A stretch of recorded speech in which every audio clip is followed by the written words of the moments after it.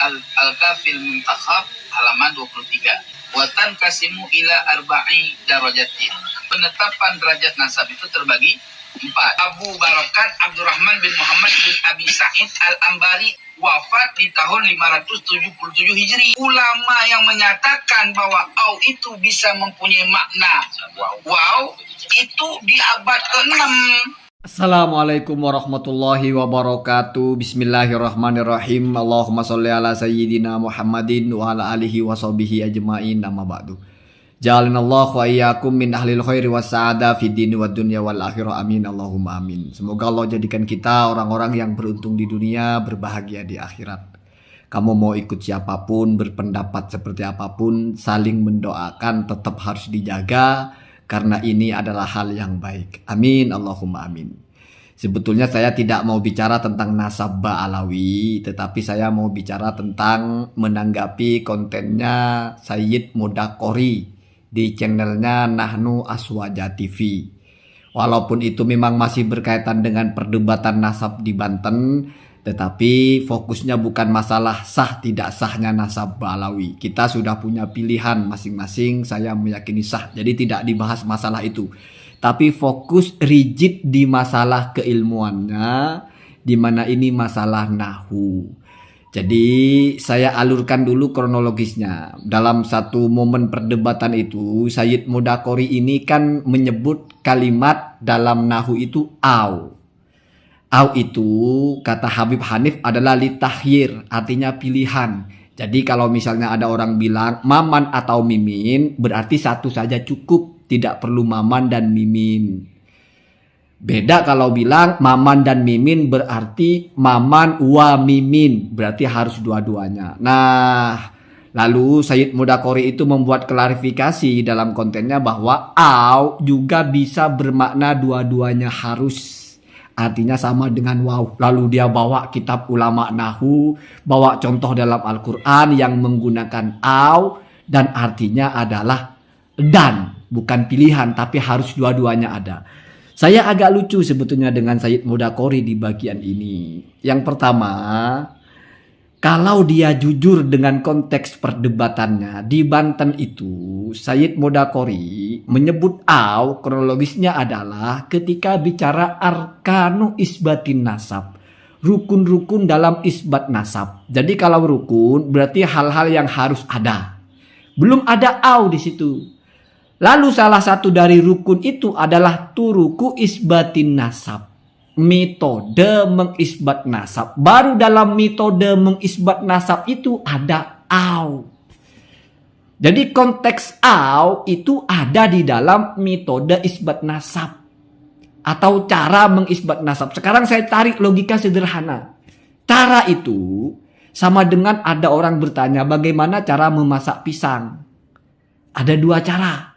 Yang pertama, kamu bisa menggorengnya atau merebusnya. Kira-kira atau di sini kalau bicara cara itu harus dua-duanya atau cukup satu? Kita tidak perlu terlalu cerdas sebetulnya. Cukup kita jujur konteks apa kita bicara. Ingat Sayyid Mudaqori bicara turuk. Sekali lagi, bahkan sudah saya bilang, kita debat deh 7 hari 7 malam kalau perlu. Turuk bukan syurut. Turuk itu satu cukup. Namanya turuk. Cara. Tidak ada cara, itu harus ditempuh semua. Kecuali satu cara mengandung beberapa proses, itu baru sepaket satu cara. Kamu masak pisang digoreng sudah selesai, sah. Direbus sudah. Makanya cara memasak pisang itu digoreng atau direbus. Kalau sudah tahu atau begini, masa masih mau diartikan dan? Kan jadi lucu. Karena makna dasar au itu ya litahyir.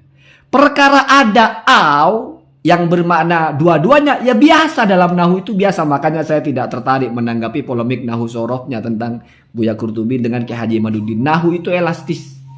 Tidak ada yang benar-benar pasti ya. Bisa jadi berubah. Dalam Al-Quran malah terbaliknya ada. Dalam Al-Quran au bermakna dan itu ada. Bahkan dan bermakna au itu ada. Terbalik berarti. Bahasanya dan tapi sebetulnya pilihan satu saja. Contohnya, barang siapa yang kafir kepada Allah, mayakfur billahi wa rasulihi. Tidak mungkin itu wawunya itu dan, mesti atau. Kafir kepada Allah sudah cukup menjadi kamu orang kafir. Nggak mesti harus kafir kepada Rasul juga, karena sama. Man kana aduwwan lillahi wa malaikatihi wa jibril wa mikala. Satu saja, walaupun menggunakan waw, itu sudah sama artinya. Tidak mesti harus lengkap. Kamu memusuhi Allah, memusuhi malaikat Jibril, memusuhi malaikat Mikail. Nggak mesti begitu. Kamu kafir kepada Allah saja itu sudah kafir. Tidak mesti lengkap. Kafir kepada Allah, kafir kepada Nabi, kafir kepada malaikat, kafir kepada hari kiamat. Nggak mesti lengkap. Satu saja itu sudah membuat kamu kafir. Sudah sama statusnya. Padahal bahasanya dan, seolah-olah harus lengkap. Yakfur billahi wa rasulihi wa malaikatihi wa kutubihi. Kan dan semua itu. Wow. Apakah kalau satu berarti nggak kafir? Enggak, Pak. Satu aja sudah kafir. Mesti itu au. Sama dengan juga dalam pernikahan itu masna, dua, wa, sulasa, dan. Itu kan dan. Padahal itu atau, bukan dan ya. Wa, ruba, dan juga empat. Secara bahasa dan, tapi artinya atau. Bisa tiga, bisa empat, bisa dua. Atau satu. Ya. Itu pilihan. Ya. Padahal bahasanya wow. Jadi nggak usah heran kalau au itu maknanya bukan pilihan. Karena wow pun terkadang maknanya malah pilihan. Terbalik ya. Yang mestinya untuk pilihan maknanya bukan pilihan. Yang mestinya untuk bukan pilihan maknanya malah pilihan. Biasa dalam Al-Quran itu Pak ya. Nah, kemudian ketika dia mau menegaskan bahwa au tidak bermakna pilihan. Dia bawa kitabnya Al-Kafi Al-Muntakhaf fi Ilmin Nasab. Ini seperti mau mengelabui. Al-Kafi di situ 4 derajat nasab menyebut au di derajat nasab yang paling tinggi, yaitu yang sahih. Au khotun nasabah itu boleh dimaknai sebagai dan.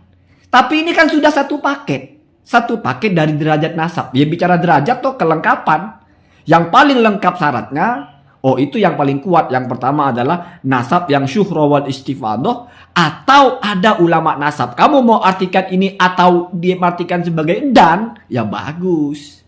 Berarti biar semakin kuat. Jadi harus lengkap 4 syarat ya, atau 4 kriteria. Bukan lagi turuk.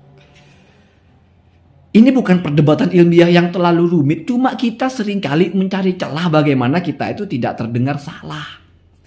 Padahal sudah nyata-nyata dalam perdebatannya bicara au atau kata ganti atau itu dalam konteks metodologi atau cara. Ya namanya cara semuanya paham mesti pilihan. Mau pakai cara A atau cara B. Metode mendidik metode A atau metode B. Kalau misalnya ada orang bilang tapi ada Pak orang masak ikan itu digoreng terus direbus. Itu satu cara masak Pak.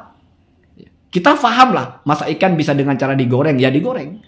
Bisa cara dengan direbus, ya direbus. Bisa cara dengan dibakar, ya dibakar. Nggak ada orang bilang masak harus tiga-tiganya. Perkara ada satu cara masak, Pak. Digoreng dulu sampai kering, baru direbus. Itu sudah menjadi satu kesatuan cara, lain lagi.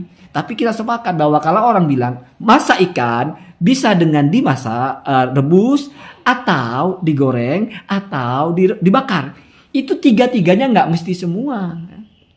Sama dengan kalau dalam Al-Quran misalnya, wa in kuntum mardo au ala safarin. Kamu sakit ya, au ala safarin atau sedang dalam perjalanan maka dapat rukhsah, dapat kompensasi. Nggak mesti harus dua-duanya kamu sakit plus dalam perjalanan. Itu berarti au yang mana litahyir. Jadi saya sudah malas sekali berdebat terlalu jauh karena sepertinya mencari-cari celah saja ya. Mencari-cari kitab saja bagaimana pendapat dia bisa benar walaupun langsung keluar dari konteksnya. Said Mudakori jangan begitu ya. Saya tidak akan mau berdebat lagi dengan Anda. Anta a'lamu minni ya. Tidak perlu berdebat ya. Toh mau berdebat apa ya. Semuanya sudah selesai saya kira. Yang jelas saya hanya meluruskan. Dan Anda tidak bisa memungkiri bahwa ketika berdebat tentang au di Banten itu. Bukan kitab itu yang dibicarakan. Tapi tentang turuk ya. Pilihan cara. Sementara Anda buat konten tentang au di situ bicara tentang darajah. Kriteria derajat tertinggi dalam nasab. Ya bisa jadi karena namanya kriteria mesti lengkap.